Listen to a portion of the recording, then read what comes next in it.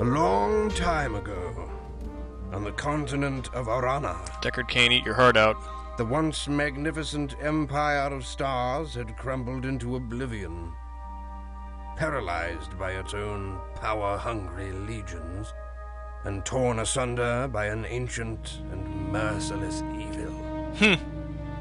Oh, I love that music. Legion, the dying empire's most valiant soldiers and most trusted, withdrew far to the west, to a land called Ebb, seeking to preserve what their empire had lost.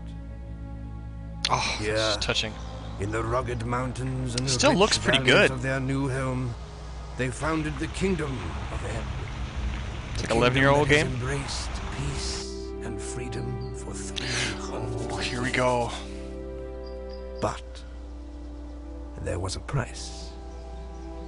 Few now remember the evil that opposed them. See, there's your character in the Fewer story still with the recall narration. Dark sorceries cast to save them. And none could foretell that one humble farmer would stand between a vengeance from the past Oh, that's and awesome. the survival of the kingdom. And notice we didn't get to name our character. Well, we named our character Stacy, but that'll never come up. The Krug are attacking. I couldn't hold them back. You have long been my friend, but you can do nothing more for old Norik. Go to Stonebridge. Find Gjorn. The Krug have elsewhere betrayed us. Your bravery will be needed by the king. Why hers? We have no idea. Go now. Oh. And that's the cutscene. And we're in the game. Pretty much. Oh, and there's the Krug burning your house down. And we're in. I love it. Oh my goodness. And this is it. So, already within the narration we've had... Oh, and the music starts up. So, you have very little opening story. You have a little bit just to get you started. And then all of a sudden you jump in. Oh, and I don't really want to turn this down, but I may have to. Alright. I'll just turn it down a little bit so I can hear myself think. But you guys can still hear it. The music in this is amazing. Ho! No. We don't want the ho. We want... Oh, where is it? It's around here somewhere. I don't know. Oh, that's just turning around. What am I switching with? Oh, I only have the one weapon, that's right. Okay, where is it? I know it's here somewhere. That's it! Yes! Yes! Alright. And now, things change. So already I'm a farmer, I've got a pitchfork, my house is being burned down, I need to do something about it immediately in real time, and this is the great. Now, the reason why this is so good is because it doesn't spare time getting you into the story and making you part of it right away. You don't really know, you know, enormous backstory, you don't really know who Norik is, you don't even know what kind of village this is or where he came from or anything like that. All you simply know is the basics, you jump right into the music, and you feel as though, you feel the immediacy of the game. That and your character also does this kung fu stuff with the pitchfork that gets better the better she gets. Alright, so we got zap, we got a cudgel, you know, and this is your basic hack and slash. Let's get rid of this because I don't need it, because we don't have any party members yet. You know, breaking open chests and stuff, this is the norm, you know. So there we see another enemy over there, and that's about it. Oh, and he's got fire. Oh, ooh. Get him! Alright. No health bars on the enemy, you just have to, well, you just have to look at the bottom. Peasant short bow, real nice. So we can even switch to that. And let's take him out. Yes. But really, the important part is to kill him with a pitchfork. Oh, yes! Slap him in the face with it! Oh, I love this game.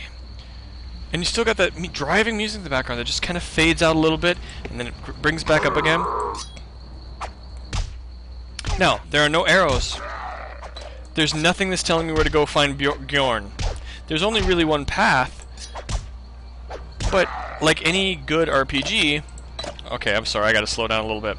Like any good, well, there's an arrow right there. But I mean, like any good RPG, it lets you walk around and get stuff. I was able to go back and get this pitchfork to use it just because I happened to know it there. I knew it was there because I had searched before, and you could walk around and actually search for stuff right away in the beginning of the game, and it's not pushing you through. Even Skyrim doesn't do that. Skyrim, it's holding your hand a little bit for the beginning, and you have to follow it through. But this game, not so much. Did my dog die? They killed my horse? I never noticed that. They killed my cow. How does that? Wow. See, and does this take a whole lot of extensive, you know, programming trickery? No, it doesn't. Is my dog still over there? Kind of disappeared. I hope he's okay. Well, anyway, so that's the beginning so far. Now notice how the music does not change as long as I'm still here, because we're still in the action. Really. I could search back there or not. We're still in the midst of the immediacy of the game. And now we're going into the forest, now things start to change. Just the little things this game does with music really made a difference. Also, it does the cool, well, it's auto-saving, which is what it should do. Starts raining a bit.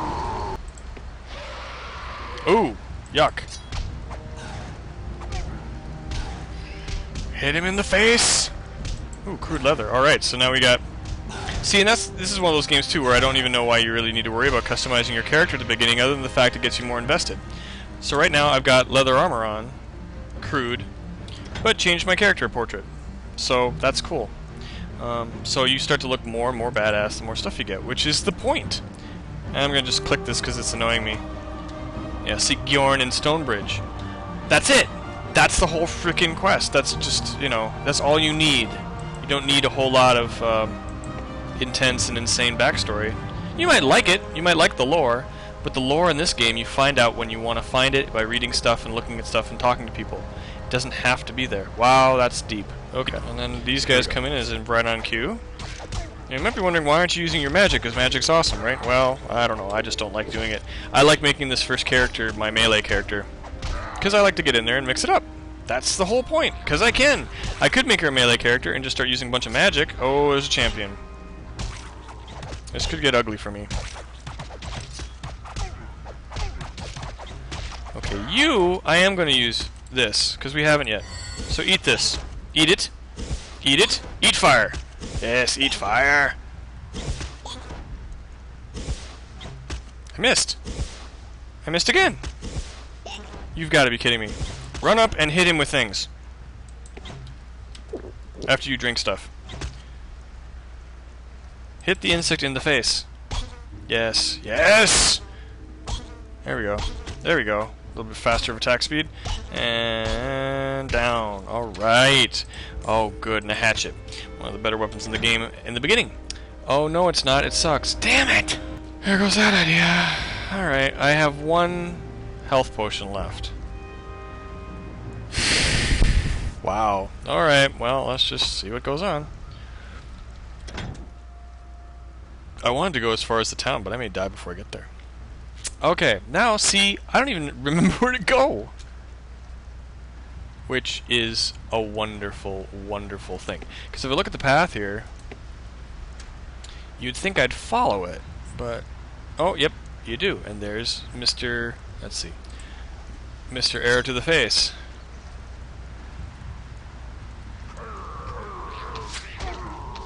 Oh, this bow is kind of badass. But they have another pitchfork! That changes things. Okay. 6 to 10, 2 to 4, 6 to 10. Okay, we'll get rid of the dull pitchfork and we will hit him with stuff.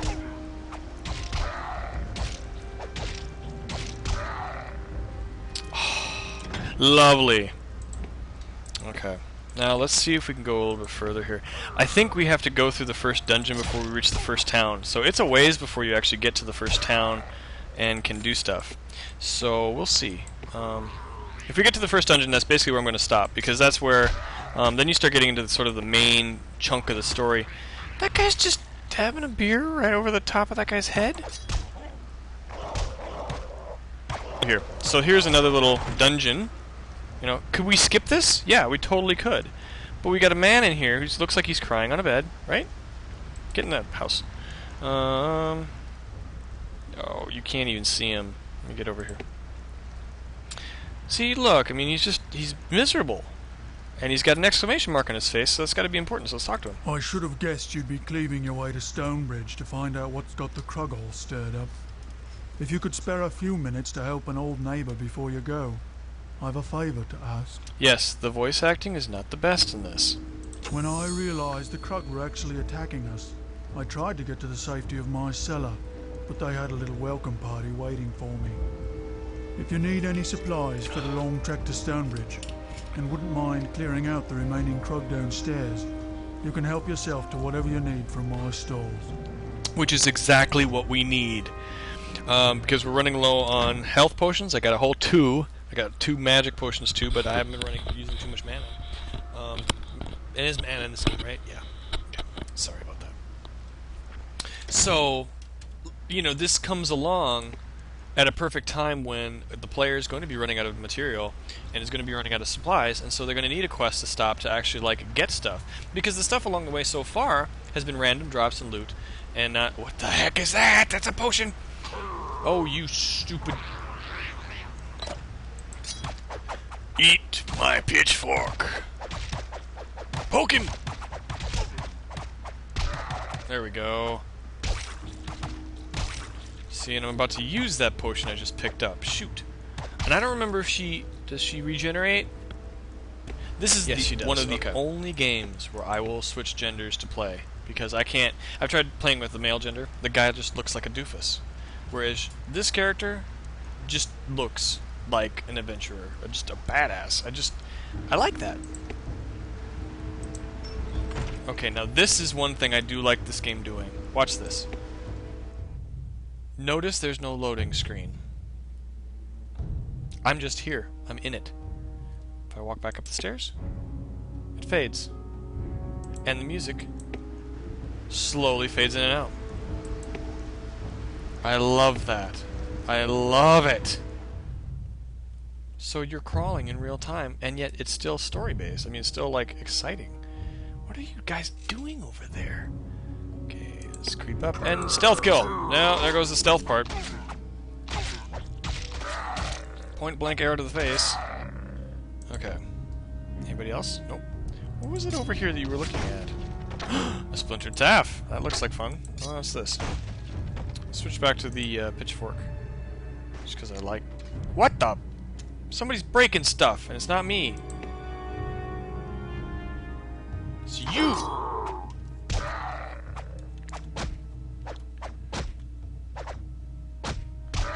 Alright, so we got a mana potion. Uh-oh. Oh no. Oh jeez. Eat him. Now we're going to do a little bit of kiting, because I can. And we're going to actually switch to that.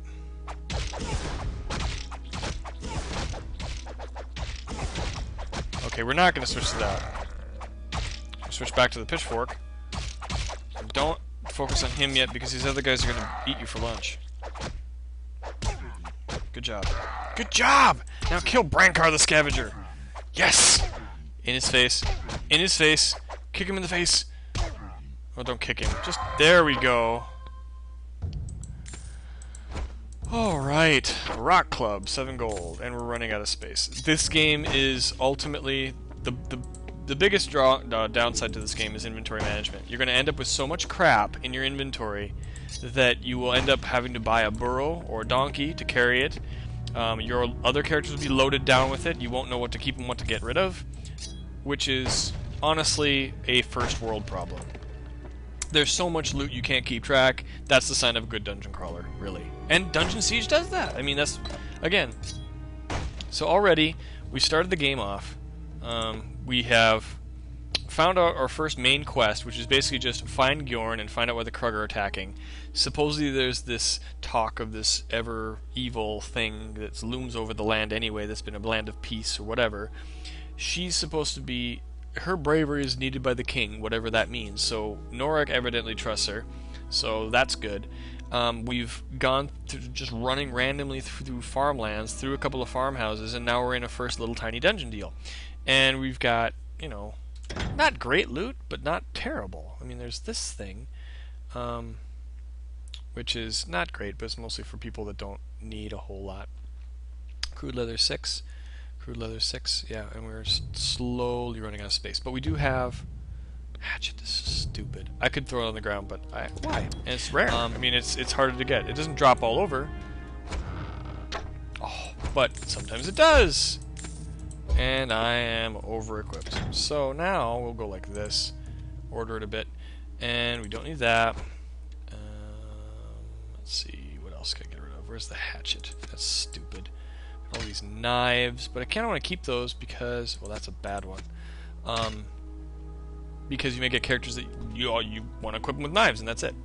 Leech life, combat magic. I don't know. I don't know. What required level? 2. Well, I'm not there yet, I don't think. Maybe I am. Let's put this on, so we're a little bit bulkier. And we'll take the staff. Is the staff any good? 6 to 8, but I have a sneaking suspicion these are expensive. Well, anyway, we'll take the better one. Just because they take so much in the inventory. And it's always good to have some armor in case you run into somebody who needs stuff. Okay, and I think... Oh, one more crate. Peasant shortbow. I don't think this is any better than what I currently have. 3 to 6, 5 to 9, 10 meters. 3 to 6, 10 meters. So we've already got one of these. We don't need chuck. That's what it was, the chuck. 3 to 7 fast attack speed. Oh, I don't know. Somebody will get it. Won't be me. 2 to 4, 3 to 7. Yeah, just... I remember it being the first, like, okay weapon you get. What are you doing? Man, they're creepy. You know what, dude? Eat this. She's point blanking people with a bow. I don't know how believable that is, but okay, I don't care. This is not the first dungeon, by the way. This is just one more little cave before you get to the actual real... That was a trap! Ooh. That's another trap. But it doesn't, like, say, it's a trap! Or, you know, whatever. It just hits you and kills you. Okay, there are ugly dudes here, so you're about to hear screaming. Ooh, what's a walking stick? Ooh. Ouch. Doesn't fit into inventory. But... We'll move this over there. Now, does it... Yeah, it does. What's this? 1 to 2 damage, 10%. Wow, that's crap. Okay. I don't even know what that is. But it's probably worth 200 gold or something strange. I don't know. I can't keep everything. Oh, here we go. Yep. I knew it.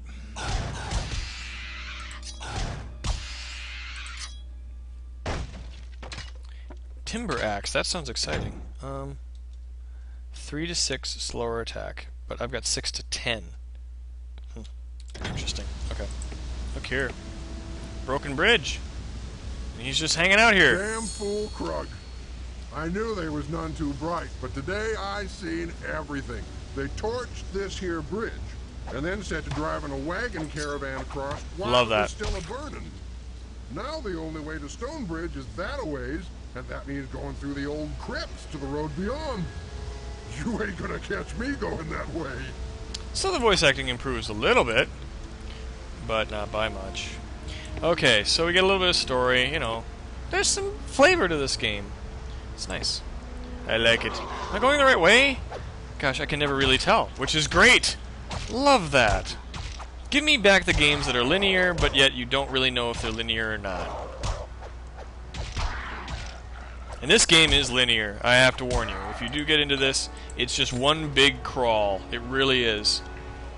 Which is what can make it really fun. If you like just bashing things around and collecting stuff and getting loot, it's wonderful for that. If you really want to get more complicated story and things, you're just not going to get it. Oh, there's wolves. Oh boy.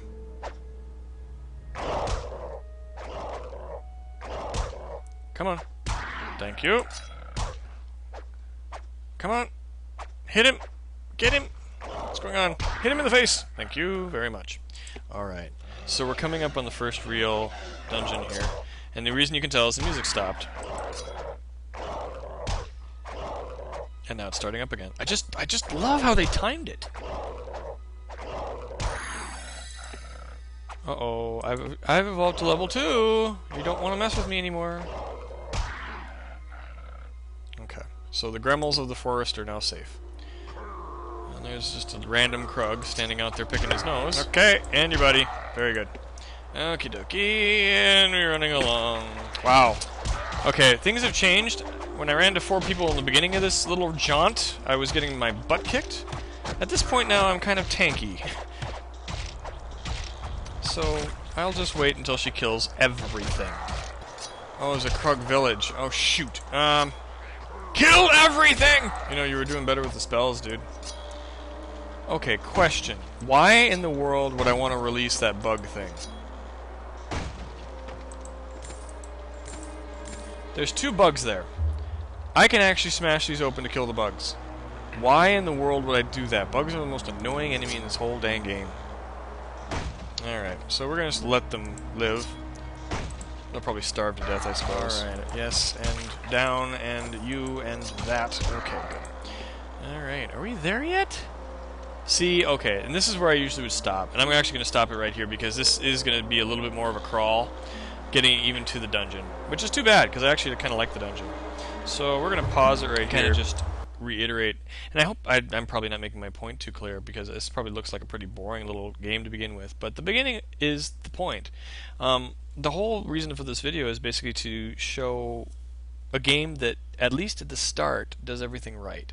You start off with very little narrative, but good, important narrative. It gives you enough to get you started, because this is a dungeon crawler. But the other thing too is it gets you excited about the actual quest. It gives you the music, it gives you a weapon, you're all by yourself, you don't know anything else, and it's free roam. So you can kind of just make your character up as you go along and build it the way you are. So it's got that sort of roguelike sense, and then that dungeon crawl sense, and Dungeon Siege does it well. Now, as you go on in this game, you get more and more characters, and it does become very repetitive because you have like 5 people to manage.